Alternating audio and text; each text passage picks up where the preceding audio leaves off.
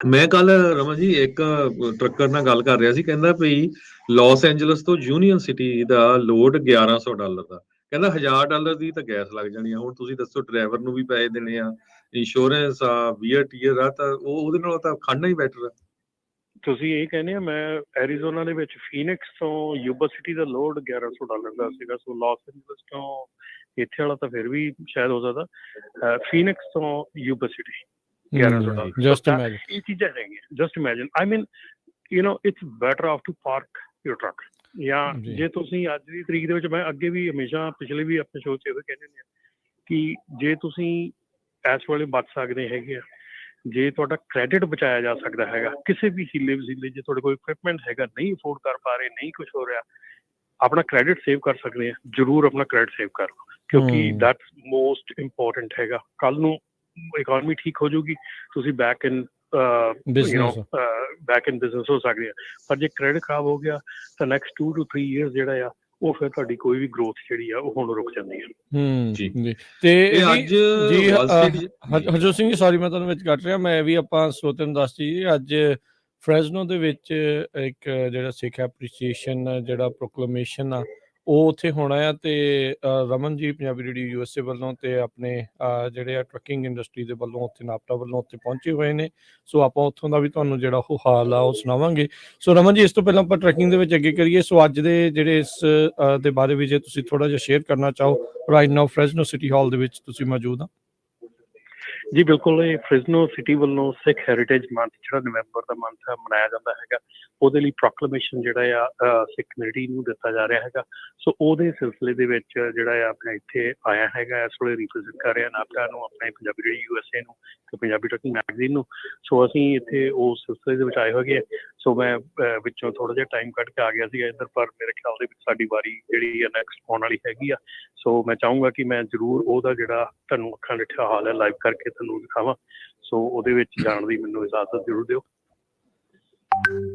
ਜੀ ਨਹੀਂ ਜੀ, ਬਿਲਕੁਲ ਜੀ। ਸੋ ਜ਼ਰੂਰ ਰਮਨ ਜੀ, ਤੇ ਥੈਂਕ ਯੂ ਥੋੜਾ ਸਮਾਂ ਜਿਹੜਾ ਆ ਇਸ ਦੇ ਵਿੱਚ ਕੱਢਣ ਦੇ ਲਈ ਤੇ ਇਹ ਗੱਲਾਂ ਜਿਹੜੀਆਂ ਉਹ ਕਰਨ ਦੇ ਲਈ। ਤੇ ਨਾਲ ਹੀ ਸਰੋਤਿਓ, keep in eye for Facebook ਦੇ ਉੱਤੇ ਜਿਹੜਾ ਉਹ ਚੈੱਕ ਕਰਦੇ ਰਹੋ, ਤੇ ਉੱਥੋਂ ਦਾ ਜਿਹੜਾ ਪ੍ਰੋਕਲੇਮੇਸ਼ਨ ਜਦੋਂ ਦਿੱਤਾ ਜਾਣਾ ਹੈ ਉਹਦਾ ਲਾਈਵ ਕਵਰੇਜ ਵੀ ਤੁਸੀਂ ਪੰਜਾਬੀ ਰੇਡੀਓ USA ਦੇ ਫੇਸਬੁੱਕ ਪੇਜ ਦੇ ਉੱਤੇ ਜਿਹੜੀ ਉਹ ਦੇਖੋਗੇ। ਫ੍ਰੈਜ਼ਨੋ ਦੇ ਵਿੱਚ ਸਿੱਖ ਐਪਰੀਸੀਏਸ਼ਨ ਮੰਥ ਦੇ ਵਜੋਂ ਜਿਹੜਾ ਅੱਜ ਪ੍ਰੋਕਲੇਮ ਜਿਹੜਾ ਉਸ ਨੂੰ ਕੀਤਾ ਜਾਣਾ ਹੈ। So thank you Raman ji, ਮਿਹਰਬਾਨੀ ਜੀ। ਥੈਂਕ ਯੂ ਜੀ, ਸਤਿ ਸ਼੍ਰੀ ਅਕਾਲ। ਧੰਨਵਾਦ ਜੀ। ਸੋ ਇੱਕ ਵਾਰੀ ਫੇਰ ਸਰੋਤਿਆਂ ਨੂੰ ਬੇਨਤੀ ਕਰਦੇ ਹਾਂ ਵੀ ਤੁਸੀਂ ਇਸ ਪ੍ਰੋਗਰਾਮ ਦੇ ਵਿੱਚ ਆਪਣੇ ਸੁਜੈਸ਼ਨ, ਆਪਣੇ ਵਿਚਾਰ ਦੇ ਸਕਦੇ ਹੋ। ਡੀਜ਼ਲ ਦੀਆਂ ਪ੍ਰਾਈਸਿਸ ਨੂੰ ਲੈ ਕੇ, ਜੋ ਸਪੌਟ ਰੇਟਸ ਆ ਉਹਨਾਂ ਨੂੰ ਲੈ ਕੇ ਤੁਹਾਡੇ ਤੇ ਕਿੰਨਾ ਕੁ ਅਸਰ ਪੈ ਰਿਹਾ। ਇਸ ਵਾਰੀ ਜਦੋਂ ਪਹਿਲਾਂ ਕਈ ਵਾਰੀ ਤੁਸੀਂ ਮਿਸ ਵੀ ਕਰ ਜਾਂਦੇ ਸੀ ਵੀ ਯੂਬਾ ਸਿਟੀ ਨਗਰ ਕੀਰਤਨ, ਚਲੋ ਯਾਰ ਲੋਡ ਮਹਿੰਗਾ ਆ ਤੇ ਕਾਫੀ ਪੈਸੇ ਮਿਲਦੇ ਆ, ਤੇ ਇਸ ਵਾਰੀ ਤੁਸੀਂ ਜਾ ਰਹੇ ਆ ਗੁਰਦੁਆਰਾ ਸਾਹਿਬ ਨਹੀਂ ਜਾ ਰਹੇ, ਤੇ ਜਰੂਰ ਤੁਸੀਂ 408-272-5200 ਤੇ ਕਾਲ ਕਰਕੇ ਆਪਣੇ ਵਿਚਾਰ ਸਾਂਝੇ ਕਰ ਸਕਦੇ ਹੋ। ਸੋ ਹੁਣ ਜਿੱਦਾਂ ਰਮਨ ਹੁਣਾਂ ਨੇ ਤੇ ਹਰਜੋਤ ਜੀ ਤੁਸੀਂ ਦੱਸਿਆ ਵੀ $1100 ਤੇ ਫੀਨਿਕਸ ਤੋਂ ਯੂਬਾ ਸਿਟੀ ਦਾ ਜਿਹੜਾ ਲੋਡ 1100 ਮੈਨੂੰ ਲੱਗਦਾ ਉਹ ਤੋਂ ਵੱਧ ਤਾਂ ਮੀਲ ਹੀ ਪੈ ਜਾਂਦੇ ਹੋਣੇ ਆ, ਉਹ ਤੋਂ ਵੱਧ ਗੈਸ ਲੱਗ ਜਾਣਾ। ਹਾਂ, ਸੋ ਤੁਸੀਂ ਵੀ ਕੀ ਜਿਹੜਾ ਇਹ ਇਸ ਟਾਈਮ ਸਥਿਤੀ ਜਿਹੜੀ ਆ ਉਹ ਬਣ ਚੁੱਕੀ ਹੈਗੀ ਆ, ਵੀ ਇਧਰ ਬਣਨਾ ਕੀ ਆ। ਸੋ ਇਹ ਬੜੀ ਸਿਚੁਏਸ਼ਨ ਬੈਡ ਆ। ਇੰਨੀ ਟਰੱਕਿੰਗ ਦੀ ਸਿਚੁਏਸ਼ਨ ਬੈਡ ਆ। ਅੱਜ ਵਾਲ ਸਟਰੀਟ ਜਰਨਲ ਨੇ ਸਪੈਸ਼ਲ ਆਰਟੀਕਲ ਲਿਖਿਆ ਟਰੱਕਰਸ ਦੇ, ਕਹਿੰਦੇ ਵੀ ਆਹੀ ਸੀਜ਼ਨ ਹੁੰਦਾ ਹੈ ਜਿਹੜਾ ਹੌਲੀਡੇ ਸੀਜ਼ਨ ਹੁੰਦਾ ਆ। ਉਸ ਟਾਈਮ ਦੇ ਉੱਤੇ ਜਿਹੜੇ ਰੀਟੇਲਰਸ ਆ ਉਹਨਾਂ ਦੀ ਡਿਮਾਂਡ ਬਹੁਤ ਹੁੰਦੀ ਆ ਵੀ ਸਮਾਨ ਲਿਆਂਦਾ ਜਾਵੇ, ਕਿਉਂਕਿ ਕੰਜ਼ਿਊਮਰ ਸਾਰੇ ਬਾਈ ਕਰਦੇ ਆ ਥੈਂਕਸਗਿਵਿੰਗ ਤੇ ਕ੍ਰਿਸਮਸ ਤੇ। ਪਰ ਜੋ ਟਰੱਕਿੰਗ ਕੰਪਨੀਜ਼ ਆ ਕਹਿੰਦੇ ਉਹ ਤਾਂ ਇਹੀ ਸੋਚ ਰਹੀਆਂ ਵੀ ਇਸ ਵਾਰੀ ਇਹ ਸੌਫਟਰ ਹੌਲੀਡੇਜ਼ ਹੋਣਗੀਆਂ। ਤੇ ਸਪੌਟ ਰੇਟਸ ਨੂੰ ਲੈ ਕੇ ਕਹਿੰਦੇ ਵੀ ਜੇ ਤੁਸੀਂ as a carrier spot market ਨੂੰ ਐਕਸਪੋਜ਼ ਆ ਤੇ ਤੁਸੀਂ ਆਲਰੇਡੀ ਹਰਟ ਹੋ ਰਹੇ ਹੈਗੇ ਆ। ਜੈਫਰੀ ਟੱਕਰ ਚੀਫ ਐਗਜ਼ੀਕਿਊਟਿਵ ਹੈਗੇ ਆ ਟੱਕਰ ਕੰਪਨੀ ਵਰਲਡ ਵਾਈਡ ਦੇ, ਉਹਨਾਂ ਨੇ ਇਹ ਦੱਸਿਆ ਹੈਗਾ।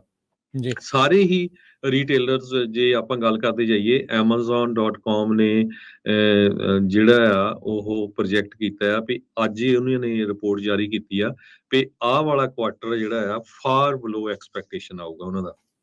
ਸੋ ਤੁਸੀਂ ਦੇਖ ਸਕਦੇ, ਯੂਨਾਈਟਿਡ ਪਾਰਸਲ ਸਰਵਿਸ ਨੇ ਕਿਹਾ ਵੀ ਉਹਨਾਂ ਦਾ ਵੋਲੀਅਮ ਤੀਜੇ ਕੁਆਟਰ ਦੇ ਵਿੱਚ ਬਹੁਤ ਡਾਊਨ ਚਲੇ ਜਾਊਗਾ। ਹਾਲਾਂਕਿ ਬਹੁਤ ਵੱਡਾ ਇਹ ਪਾਰਸਲ ਜਾਇੰਟ ਹੈਗਾ ਤੇ ਵੋਲੀਅਮ ਜੇ ਉਹਨਾਂ ਦਾ ਵੀ ਥੱਲੇ ਜਾਂਦਾ ਤੇ ਨੈਚੁਰਲੀ ਸ਼ਿਪਿੰਗ ਜਿਹੜੀ ਆ ਜਾਂ ਜਿਹੜਾ ਸਮਾਨ ਭੇਜਦੇ ਆ ਟਰੱਕਿੰਗ ਦੇ ਰਾਹੀਂ ਉਹ ਉਹਦੇ ਉੱਤੇ ਬਹੁਤ ਅਸਰ ਪੈ ਰਿਹਾ ਹੈਗਾ ਆ।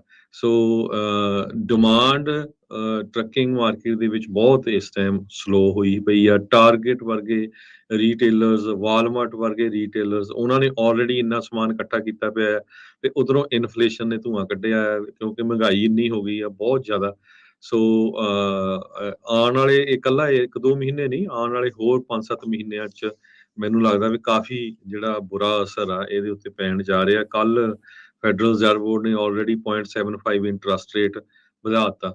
ਸੋ ਇਸੇ ਤਰ੍ਹਾਂ ਵਾਲ ਸਟਰੀਟ ਜਰਨਲ 'ਚ ਅੱਗੇ ਜਾ ਕੇ ਕਹਿੰਦੇ ਆ ਵੀ ਕੱਪੜਿਆਂ ਦੇ ਜਿਹੜੇ ਰੀਟੇਲਰਸ ਆ, clothing retailers, ministry of supply and corporation, ਉਹ ਵੀ ਕਹਿੰਦੇ ਵੀ ਅਸੀਂ ਬਹੁਤ ਸਪਲਾਈ ਜਿਹੜੀ ਆ ਆਲਰੇਡੀ ਇਕੱਠੀ ਕੀਤੀ ਉਹ ਆ, ਹੋਰ ਸਾਨੂੰ ਜ਼ਿਆਦਾ ਜਿਹੜੀ ਜ਼ਰੂਰਤ ਹੈ ਨਹੀਂ। ਸੋ ਓਵਰਆਲ ਜੇ ਦੇਖਿਆ ਜਾਵੇ ਕਹਿੰਦੇ ਭਈ ਇੱਕ ਅਮਨ ਅਡਵਾਨੀ ਕਰਕੇ ਆ co-founder and CEO Boston based business ਦੇ, ਉਹਨਾਂ ਨੇ ਇਹ ਕਿਹਾ ਵੀ ਇਦਾਂ ਲੱਗਦਾ ਆ ਵੀ ਅਸੀਂ 2 ਵਿੰਟਰਸ ਦਾ ਸਮਾਨ ਇਕੱਠਾ ਕਰਕੇ ਬੈਠੇ ਹੈਗੇ ਆ। ਸੋ ਪਰ ਕੁਝ ਕੈਰੀਅਰਸ ਕਹਿੰਦੇ ਆ ਵੀ ਸਾਡੇ ਰਿਜ਼ਲਟ ਸਟਰੋਂਗ ਹੋਣਗੇ 3rd ਕੁਆਟਰ 'ਚ, ਚਾਹੇ ਉਹ ਜਾਂ 4th ਕੁਆਟਰ ਦੇ ਵਿੱਚ, ਕਿਉਂਕਿ ਕੁਝ ਜਿਹੜੀਆਂ ਵੱਡੀਆਂ ਕੰਪਨੀਆਂ ਉਹਨਾਂ ਦੇ ਉੱਤੇ ਅਸਰ ਘੱਟ ਪੈ ਰਿਹਾ ਜਿਨ੍ਹਾਂ ਦੇ ਆਲਰੇਡੀ ਕੰਟਰੈਕਟ ਹੈਗੇ ਆ। ਪਰ ਜਿਸ ਤਰ੍ਹਾਂ ਮੈਂ ਦੱਸਿਆ ਵੀ 91% ਅਮਰੀਕਾ ਦੇ ਵਿੱਚ ਟਰੱਕਿੰਗ ਕੰਪਨੀਆਂ ਜਿਹੜੀਆਂ ਆ ਉਹਨਾਂ ਦੇ 6 ਜਾਂ 6 ਤੋਂ ਘੱਟ ਟਰੱਕ ਹੈਗੇ ਆ, ਉਹ ਬਹੁਤ ਜ਼ਿਆਦਾ ਹਰਟ ਹੋ ਰਹੀਆਂ ਹੈਗੀਆਂ।